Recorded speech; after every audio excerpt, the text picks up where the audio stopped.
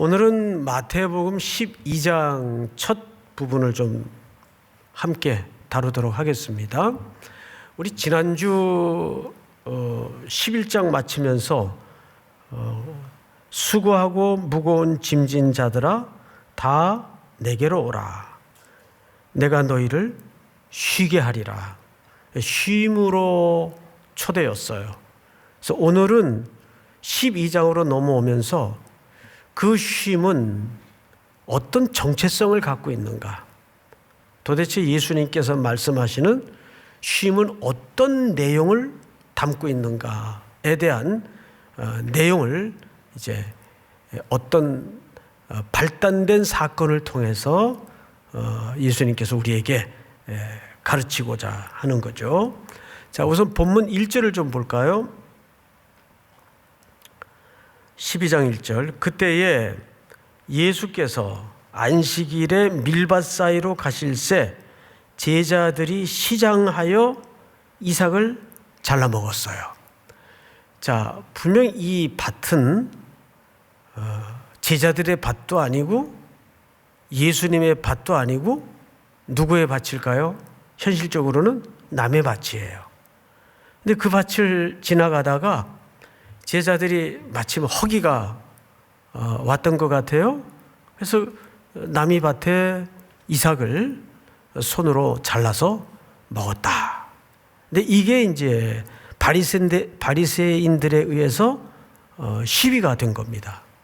그래서 바리새인들이 이 건을 가지고 스승이신 예수님에게 고발을 한 거죠. 어떻게 당신 제자들이 이런 짓을 하냐? 남의 밭에 이삭을 잘라 먹은 걸 가지고 그랬을까요? 그래서 율법은 어떻게 얘기했는가? 이들이 목숨처럼 붙들고 있는 그 율법을 원본을 한번 보자고요. 우리 신명기 23장을 한번 띄워주실까요? 네 이웃의 곡식밭에 들어갈 때는 네가 손으로 그 이삭을 따도 되느니라. 따도 된다 그랬습니까? 안 된다 그랬습니까? 네, 된다 그랬어요. 이것이 율법에 담아진 허기진 자들에 대한 따뜻한 배려예요. 그래서 내가 근데 뭘로 따도 된다 그랬어요? 손으로 따도 된다 그랬어요. 제자들이 지금 뭘로 땄나요? 손으로 땄어요. 그러나 단서 조항이 붙었죠? 네 이웃의 곡식밭에 뭘 대서는 안 되죠? 낫을 대서는 안 된다. 생각을 해보세요. 남이 실컷 1년 동안 지어놓은 농사를 막 양손에 낫 들고 들어가가지고 다 베버리면 그건 도둑놈이죠. 그렇게 무자비하게 남의 것에 손을 대서는 안 되지만 예를 들어 지금 상황처럼 허기가 져서 지나가다가 손으로 그죠? 일정 부분 따서 허기가 가실 정도의 음식을 먹어서는 괜찮다. 이렇게 조금 모호하지만 이 모호함 속에 하나님이 이웃에 대한 배려를 설명해 놓은 겁니다. 근데 뭘로는 안 된다? 막 트랙터 갖고 와서 낫들고 이건 도둑놈들이죠. 그러니까 이 율법의 기준으로 해서 볼 때는 정확하게 제자들이 뭐 문제 있어요? 그런데 바리새인들이 시비를 건 것은 남의 밭에 들어가서 밀을 따먹었기 때문이 아니에요. 바리새인들의 고발의 이유를 다시 보십시다. 본문으로 눈을 돌려서 바리새인들이 보고 예수께 말하되 보시오, 당신의 제자들이 언제? 안식일에. 이것이 언제 일어난 일입니까? 안식일에 일어난 일이에요. 이게 문제가 된 거지 남의 밭에 가서 이삭을 따서 먹은 게 문제가 된 게 아니에요. 그 율법은, 신명기 이 율법은 이 바리새인들도 알고 있었을까요? 모르고 있었을까요? 당연히 알고 있었을 거란 말이에요. 그래서 바리새인들이 여기서 고발한 것은 안식일에 그런 일을 했기 때문에, 그러니까 바리새인들의 기준에서는 안식일이라는 날을 지키는 게 더 중요하지 사람이 허기지냐 안 지냐는 두 번째 문제예요. 이게 문제예요. 자, 그러면 그 당시에 이스라엘 백성들은 안식일을 얼마나 중요하게 지켰는가? 과장 일도 안 하고 목숨처럼 지켰어요. 목숨처럼. 그러면 이 바리새인들이 왜 이 지경이 됐을까?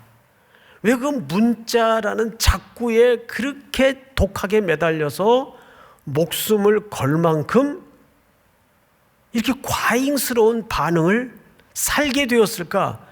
그 사연을 들어보면 이해가 돼요. 그래서 그런 경우까지 갈 때는 그럴 만한 이유가 있더라고요. 그 이유가 잘못된 이유이든 타당한 이유이든. 이스라엘 백성들의, 유대 민족들의 기억 속에 제일 혹독한 피눈물 나는 세월은 바벨론 포로 시기입니다. 시편에 보면 그들이 바벨론 강변에, 그 바벨론의 강변이라는 표현은 자연적인 강을 얘기하는 게 아니고 그 히브리 노예들이 먼 바벨론까지 끌려가서, 북쪽으로 끌려가서 그 물이 없는 땅에 관계수로를 다 판 거예요. 그걸 시인들은 강이라고 표현을 한 거죠. 그래서 히브리 단어가 달라요. 정관사가 붙어 있고 붙어 있지 않고에 따라서 이게 자연의 강인지 관계수로인지 달라요. 예배도 드릴 수 없죠. 그들의 입술에 찬양도 멎었죠. 고국은 폐허가 되었죠. 품에 안고 켜던 악기조차 숨을 멎었어요. 그리고 그 수금을 강변 나무가지에 걸어놓고 고향 생각을 하면서 울어요. 예배도 드릴 수 없는 이 처절한 상황. 그때 쓰여지는 포로 시기의 예언서들이 있었습니다. 성경이 있었습니다. 예를 들어서 예레미야서라든지 또 열왕기 상하라든지 이런 걸 선지자들의 붓을 통해서 하나님이 기록을 해요. 그러면 그 성경의 첫 번째 당시 독자들은 누구였을 것이고 누구를 대상으로 하나님께서 선지자들에게 그 글을 쓰게 했을까요? 이스라엘 포로들이에요. 포로들이 그 글을 읽습니다. 깊이 깨달아요. 우리가 이와 같은 처절한 고난과 핍박을 겪는 것은 결국 우리 선조들이, 이스라엘의 왕들이, 유다의 왕들이 하나님의 말씀을 떠났고 우상 숭배에 빠져 있었기 때문에 이런 징벌을 겪는구나. 우리 다음 세대에 많은 이 슬픈 역사를 물려줘서는 안 되겠다 해서 회당이 만들어집니다. 회당은 그래서 포로 시기에 만들어져요.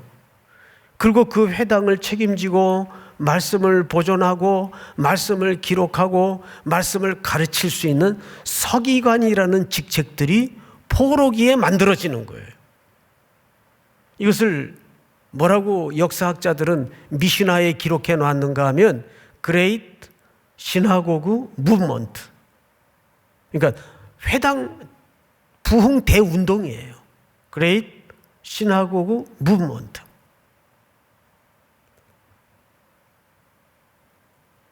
모국어도 잊어져가는 다음 세대마저 하나님의 말씀을 점점 떠나가고 있는 즈음에 우리 다음 세대에게만은 이 슬픈 그리고 고난의 역사를 되물림해서는 안 되겠다 해서 회당을 중심으로 한 말씀 대부흥운동을 일으키는 겁니다. 이것이 포로 귀환 후에도 어떻게 연결이 되냐 하면 수문학 광장 앞에 모여서 새벽부터 정오까지 하나님의 말씀을 학자들이 쫙 그냥 읽어요. 설교를 하는 것도 아니에요. 나무 강단에 서서 하나님의 말씀을 읽는데 알아들을 만한 어린아이서부터 어른에 이르기까지 그것도 서서 들어요. 서서. 지금 여러분처럼 이렇게 편안히 앉아서 듣는 게 아니라 다 울어요. 말씀을 들으면서. 그것이 유명한 워럭에 있던 대부흥운동이에요. 수문 앞 광장의 대부흥운동이에요. 여러분, 그러면서 이것이 점점점 강화되고 심화되고 과열되고 과잉이 되다가 바리새인들이 등장을 하고 서기관들이 등장을 하면서 진리도록 진리 얘기하다가 그것이 그냥 이 모양이 된 거예요. 자꾸만 붙들었지 그 문자 안에 담아진 하나님의 진심과 하나님의 진의는 떠나버렸어요. 그런데 예수라는 허름한 청년이 나사렛에서 출현해서 그 허름한 무리들을 데리고 돌아다니면서 자꾸 안식일을 깨고 혁명적인 행동을 하는 거예요. 그 당시 기준으로 볼 때. 그래서 저들을 수상히 여긴 일단의 말씀에 열심을 가진 바리새인들이 예를 들면 수첩 들고 쫓아다니기 시작한 거예요. 쉽게 얘기하면. 그러다가 한날은 보니까 제자들이 밀밭 사이를 지나가다가 손으로 이삭을 따서 허기진 배를 채우는 겁니다. 이건 문제가 아닌데 그 일을 언제 했기 때문에 문제가 됐다고요? 안식일에 했기 때문에. 이건 있을 수가 없는 행동들입니다. 그래서 오늘 2절에 보니까 바리새인들이 보고 예수께 말하되 보시오 당신의 제자들이 안식일에 하지 못할 일을 하나이다. 이렇게 된 거예요.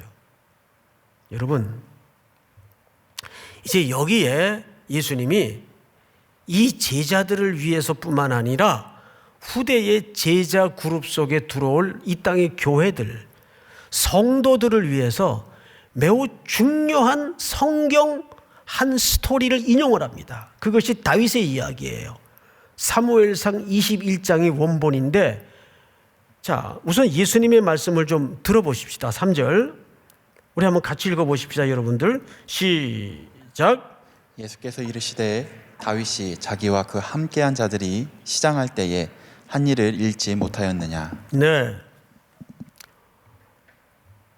바리새인들이 고소를 하니까 예수님이 이보시오.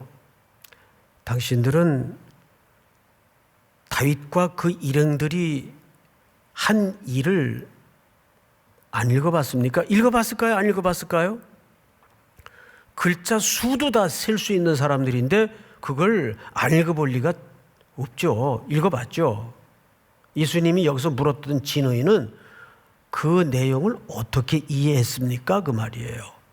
그래서 우리가 원본을 좀 보십시다. 원본 21장을 한번 띄워주세요. 사무엘상. 예수님이 인용한 대목이 이 스토리입니다.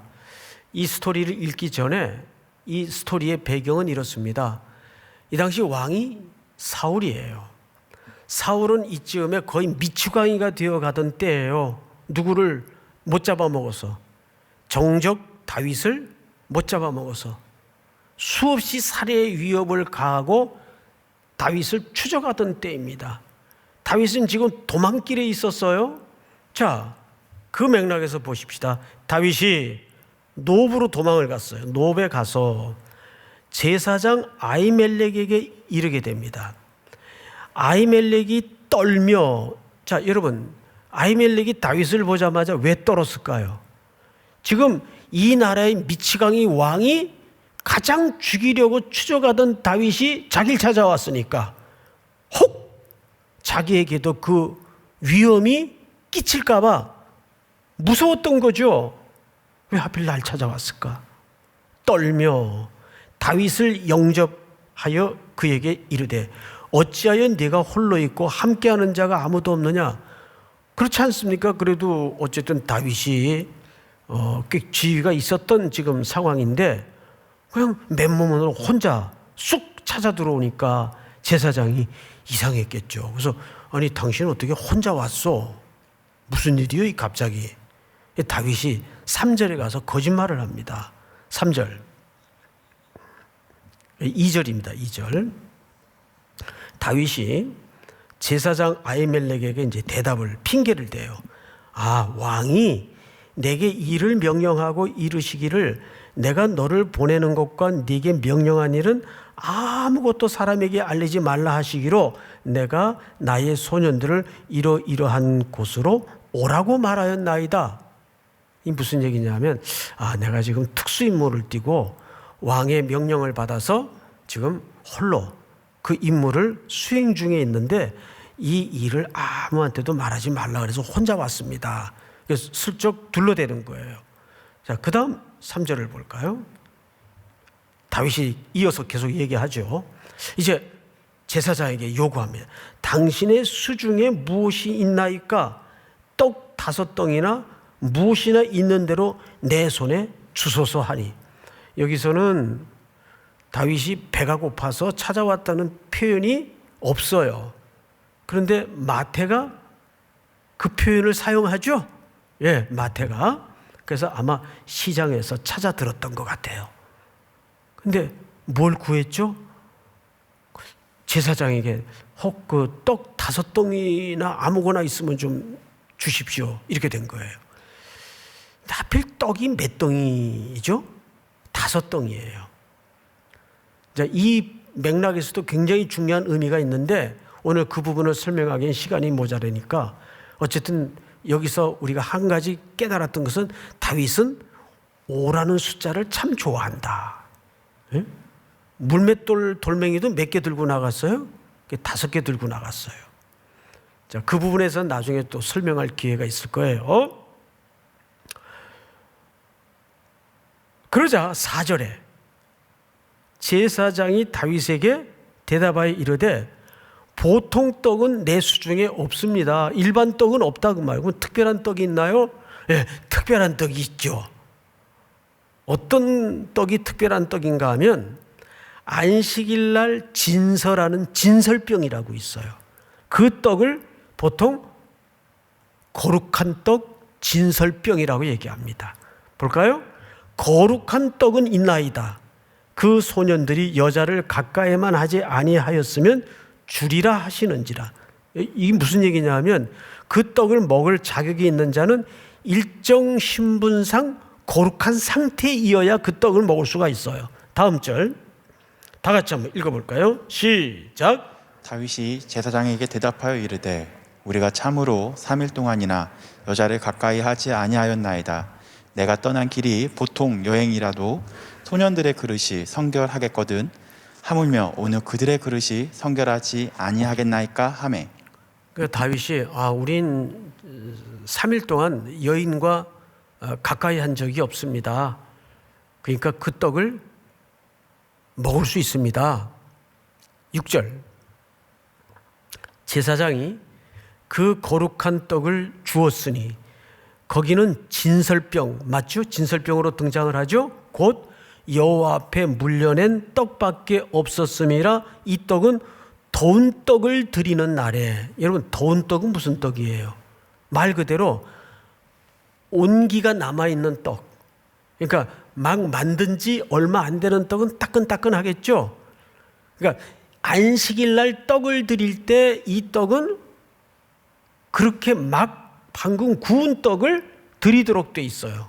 드리는 날에 물려낸 것이더라. 이 무슨 얘기냐면 안식일 날 예배가 끝나고 난 다음에 그 떡은 물려냅니다. 그러면 그 떡은 누구만 먹도록 돼 있는 거 아니?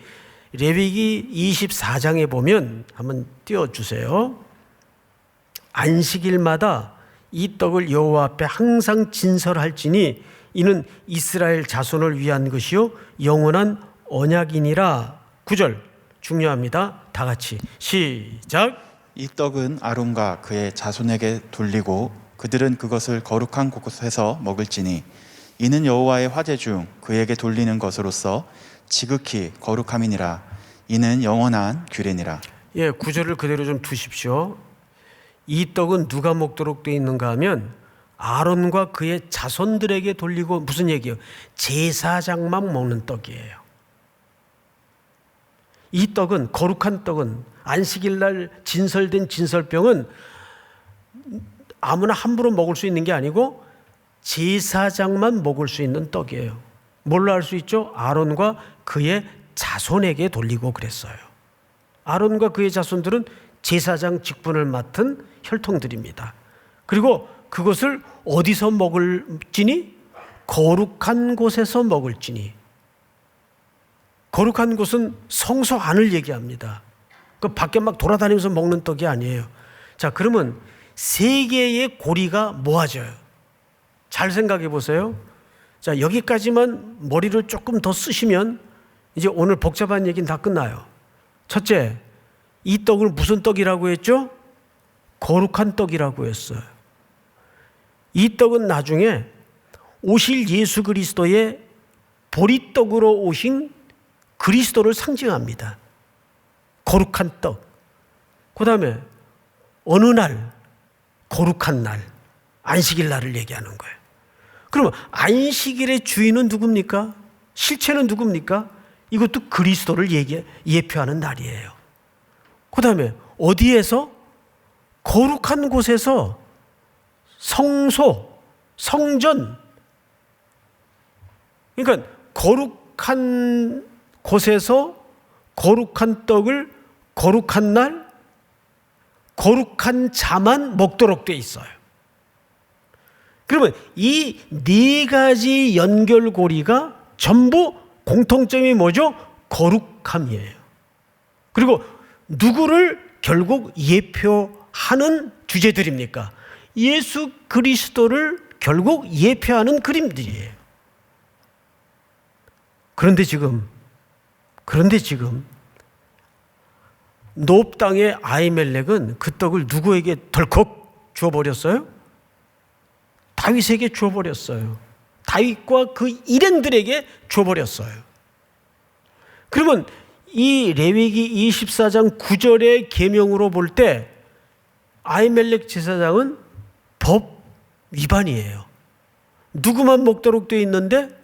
제사장만 먹도록 되어 있는데 이 떡은 아론과 그의 자손에게 돌리고 그들은 그것을 거룩한 곳에서 먹을지니 이는 여호와의 화제 중 그에게 돌리는 것으로서 지극히 거룩함이니라. 이는 영원한 규례니라. 맞죠?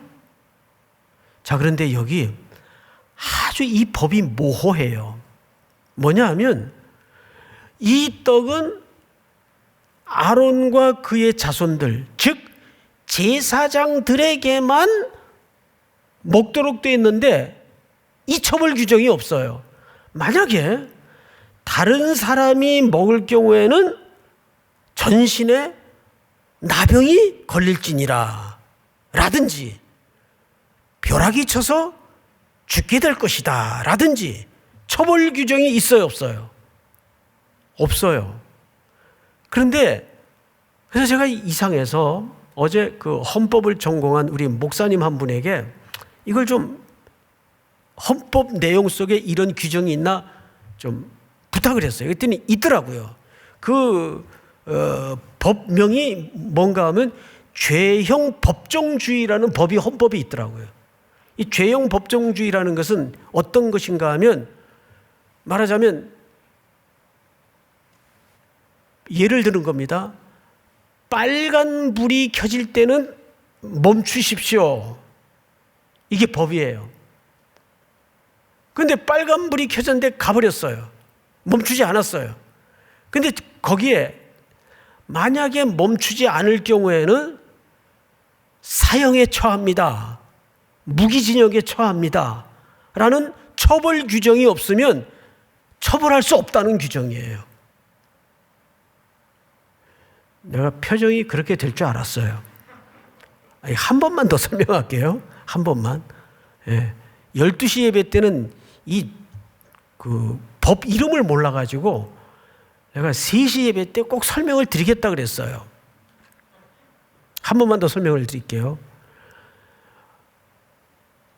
어떤 명령에 관한 법으로서의 규정은 있는데 그거를 안 지킬 경우에는 징역 10년에 처할 것입니다. 이 처벌 규정이 없으면 그것을 서로 안 지켰더라도 처벌하지 못한다 그 말이에요. 그 법의 이름이 죄형 법종주의예요. 죄형 법종주의.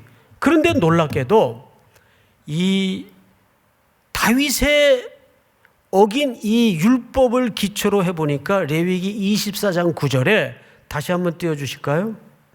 이 떡은 아론과 그의 자손에게 돌리고 그들은 그것을 거룩한 곳에서 먹을지니 이는 여호와의 화제 중 그에게 돌리는 것으로서 지극히 거룩함이니라. 이는 영원한 규례니라. 여러분, 누구에게 돌리라고 되어 있지 안 돌릴 경우에는 죽는다든지 처벌 규정이 있습니까? 없습니까? 없단 말이에요. 이게 의도적인 모호함이에요. 은혜는 이 속에 감춰져 있는 거예요. 사실은. 자, 그러면 예수님이 이 규정을 꺼내놓은 이유가 있습니다. 뭐냐 하면 오늘 본문을 잘 보세요. 4절. 12장 4절입니다. 그가 다윗이죠. 계속 말씀이 이어지는 거예요. 그가 하나님의 전에 들어가서 제사장 외에는 자기나 그와 함께한 자들이 먹어서는 안 되는 진설병을 먹지 아니하였느냐. 5절 다 같이 한번 읽습니다. 시작. 또 안식일에 제사장들이 성전 안에서 안식을 범하여도 죄가 없음을 너희가 율법에서 읽지 못하였느냐. 이게 무슨 얘기냐 하면 여러분, 제사장들은 예외 규정이 있어요. 그 예외 규정이 뭐냐 하면 안식일 날을 지키려면 제사 준비를 해야 돼요. 떡도 만들고 불도 피우고. 그럼 그게 안식일 날 뭘 하는 겁니까? 절대 해서는 안 되는 일을 하는 거예요. 일을. 그런데 제사장들의 그 일, 땀 흘려 일하는 과정 없이 안식일이 준비되고 제사가 준비될 수 있어요? 그건 불가능한 거예요. 그래서 제사장들이 거룩한 곳에서, 즉 성소 안에서 거룩한 날, 거룩한 제사를 드리기 위해서 땀을 흘리고 일을 하는 것은 예외 규정이 있단 말이에요. 그러면 생각을 해보세요. 다윗이 하나님의 전에 하나님의 성소에 들어가서 거룩한 떡을 먹었어요. 그것도 하나님이 자비를 베푸신 건데 누구를 통해서? 아히멜렉을 통해서. 아히멜렉이라는 제사장은 뭘 기초로 다윗에게 그 떡을 주었을까요? 율법을 기초로 준 게 아니에요. 율법을 기초로 했다면 줘서는 안 되죠. 왜? 제사장만 먹어야 되니까. 그런데 율법보다 더 중요한 가치인 생명의 기초를 뒀단 말이에요. 지금 당장 이 다윗과 일행들이 배가 고파요. 먹을 게 없어요. 그러니까 그 아히멜렉이라는 놉당의 제사장은 율법을 기초로 떡을 준 것이 아니라, 율법을 기초로 거룩한 떡을 준 것이 아니라 자비와 인애와 사랑을 기초로 그 떡을 준 거라고요.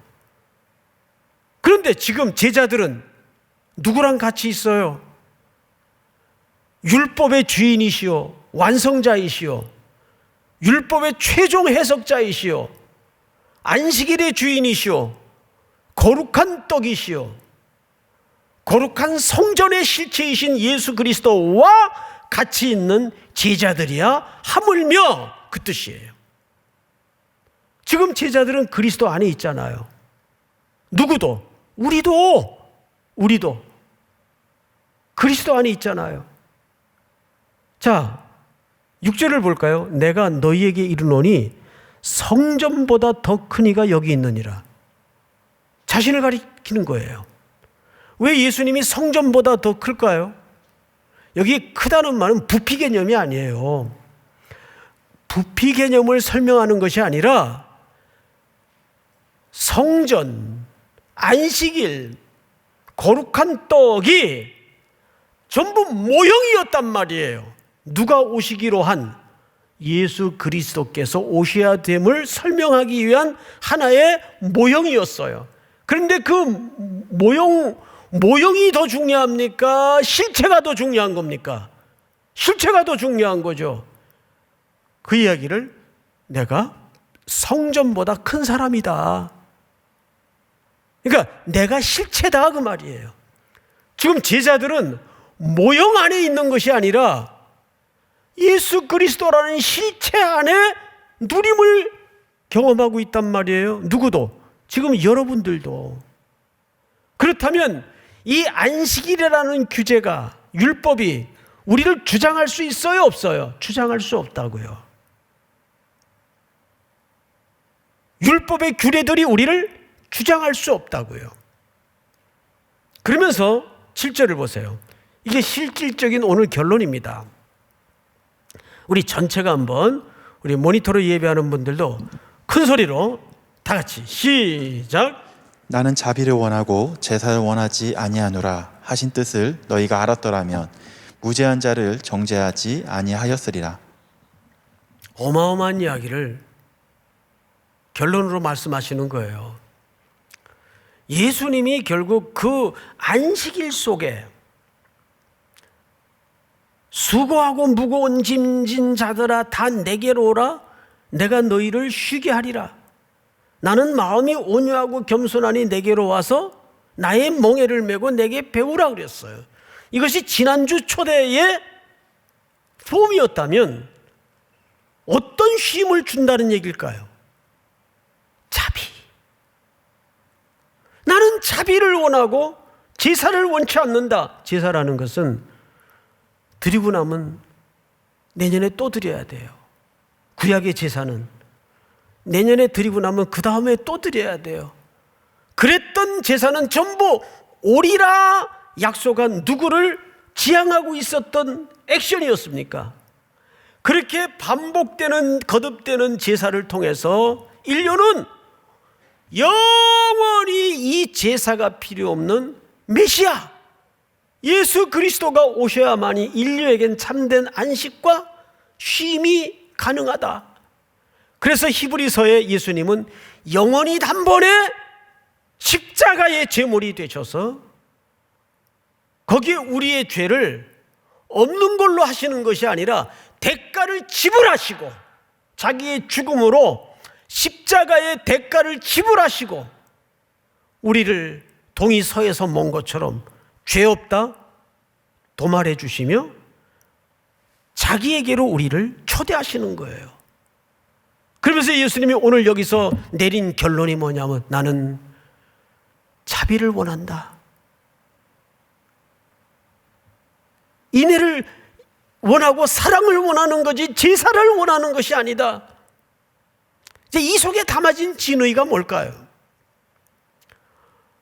오늘날 이 바리새인들은 논리적이고 똑똑하고 거듭되는 반복된 경건 생활을 통해서 점점점 자기의 의만 견고히 쌓아가는 실질적인 바벨탑을 쌓는 인생을 살았던 겁니다. 오늘날 교회 안에 많은 이런 바리새인들이 말씀을 근거로 사람을 정죄하고 죄인 만들고 공격하고 하는 일들이 얼마나 많습니까? 우린 두 가지 삶의 원칙을 영원히 붙들어야 돼요. 첫째는 내 인생길에 수없이 밀려오고 부닥쳐오는 어떤 쓰나미 같은 인생사 앞에 우리는 첫째, 그 순간에도 내가 생명을 살리는데 결정적인 자리에 서 있는가. 그리고 두 번째는 나는 어떤 경우 앞에서도 그분의 자비만이 내가 구원의 이유라는 것을, 사는 이유라는 것을 고백할 수 있는가. 여러분, 다윗은 승승장구하던 인물이었어요. 그런데 그의 인생의 최고의 절정기에 한 여인에게 몹쓸 짓을 저지름으로써 나단 선지자의 지적 앞에 악소리도 내지 못하고 무너집니다. 그러면서 그가 토해내듯 피를 토하듯 고백했던 시어 중에 하나가 내가 죄악 중에 출생하였으며 모태에서부터 내가 죄인이었다는 고백을 해요. 나를 정하게 하사 내 영을 새롭게 하소서. 우슬초로 나를 정결하게 하소서. 그러면서 그가 그 시호를 통해서 바라본 결론이 인간 안에는 의가 없구나. 하나님의 자비를 바라보게 되는데 그 눈뜸이 뭐냐면, 그래서 하나님과 인간 사이에 중보자가 필요하구나. 그리스도가, 메시아가 오셔야 되겠구나. 이 의는 외부로부터밖에 올 수가 없구나. 그리고 로마서 3장에 보니까 한 의가 나타났어. 이게 예수님이 우리 모두를 그분의 안식 속으로 초대하고자 하는 본의입니다. 그분의 자비 때문에 우리가 살림을 얻었고, 우리 영혼의 눈뜸을 통해서 그 순종의 길을 걸어가게 하는 거예요. 이 땅에는 사람들의 기준과 성공의 평가가 어떤 스펙을 쌓았느냐, 얼마나 가졌느냐, 얼마나 높은 자리에 있느냐가 세상의 성공의 평가 기준이라면, 정말 그리스도인들이 인생을 성공하는 평가 기준은 달라야 돼요. 그런 평가 기준은 너하고 남 주고 우리가 인생을 성공했다고 고백할 수 있으려면 내게로 와서 배우라는 주님의 초대처럼 나는 평생 생명을 살리는 쪽에 내 결정에 의지를 두고 있는가? 또 하나는 나는 내 존재의 근거가 예수 그리스도께서 내 죄를 위해서 죽으신 그 십자가에 내 인생의 근거가 꼽혀 있는가? 이 두 가지를 정확하게 답할 수 없으면 그건 성공한 인생이 아니에요. 사랑하고 사랑하는 우리 3일의 형제 자매 여러분, 우리는 전해야 될 복음이 그래서 세상이 비슷하게 가져다주는 어떤 평안함, 어떤 이 땅의 물량적인 축복, 그런 것이 여러분들이 약속해야 될 복음의 내용도 아니고 교회가 말해야 될 복음의 내용도 아니에요. 진정 우리 3.1교회가 주님 오시는 그날까지 우리 형제자매들이 달려가야 될 복음의 내용은 두 가지입니다. 나는 그 십자가에 꼽혀진 내 인생의 자비의 은혜를 통해서 여전히 이 땅에 그 복음을 경험하지 못하는 공고한 낮고 천한 이웃들을 향해서 생명을 살려내는 일에, 생명을 건져내는 일에 내 인생이 소모되고 투자되고 있는가? 또 밝아오는 새날에도 이 보혈의 은총이 여러분들의 순종의 행보를 통해서 온 땅에 편만해지고 번져나가는 은혜가 있기를 주님의 이름으로 축복합니다. 우리 다 일어나십시다. 나 같은 죄인 살리신 주 은혜 놀라와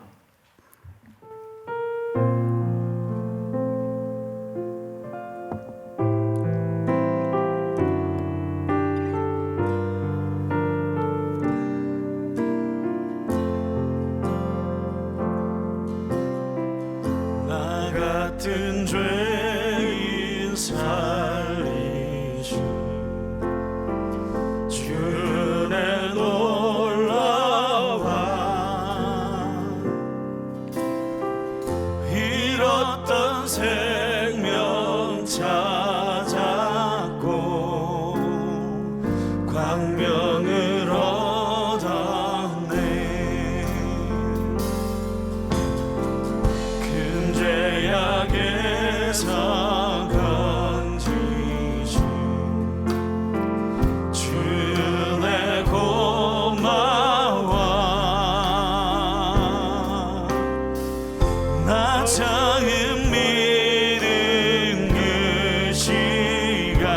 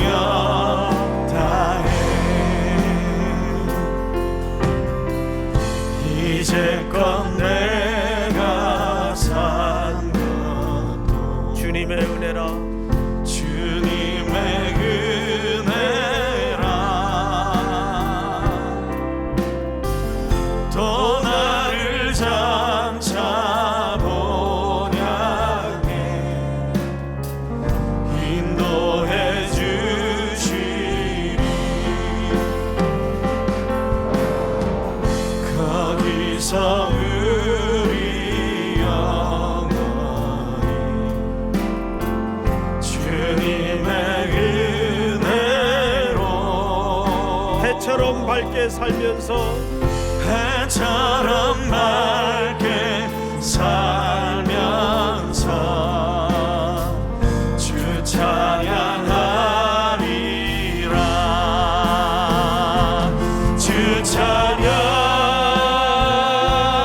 주 찬양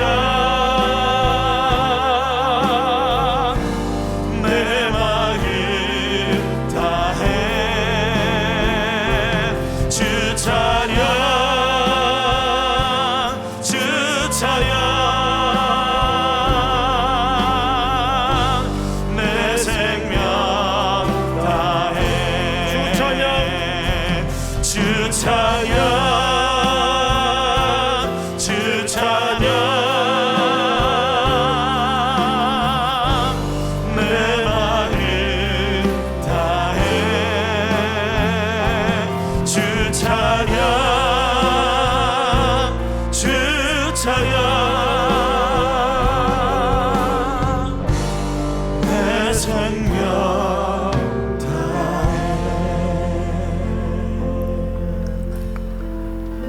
나는 인자를 원하고 제사를 원치 않는다는 주님의 선언 속에 우리가 소명되어 있음을 진심으로 감사를 드립니다. 우리 인생의 기반이 그리스도의 자비에 서 있음을 감사합니다. 이제는 우리의 가는 길이 생명을 살려낸 일에만 본업을 삼게 하시고 이 귀한 찬양의 고백이 어떤 길 속에 걸어갈지라도 주님을 향하여 우리 입술에 식어짐이 없도록 함께하여 주시옵소서. 이 시간도 각처에서 고단한 삶을 살고 있는 모든 교우들을 향해서 여전히 쉼에로 초대하시고 안식에로 초대하시는 십자가에 흘리신 보혈의 사랑 속에 눈뜨는 귀한 예배의 시간이 될 수 있도록 함께하여 주시옵기를 원합니다. 주님께서 흘리신 보혈의 공로가 내가 사는 이유이며 걸어갈 목적지임을 기억하여 한 걸음 한 걸음 좌로나 우로 치우치지 말고 주님의 부름 앞에 주님이 걸어가신 그 길을 흥겨운 즐거움으로 깊이 순종하여 노래하며 걸어갈 수 있도록 용기와 담력과 은혜를 자비를 새롭게 하여 주시옵소서. 지금은 우리 구주 예수 그리스도의 은혜와 하나님 아버지의 사랑과 성령님의 교통하심이 머리 숙여 경배를 드리는 모든 3일의 성도들, 해외 군에 출타 있는 가족들, 복중의 생명까지 영원토록 함께 있을지어다. 아멘.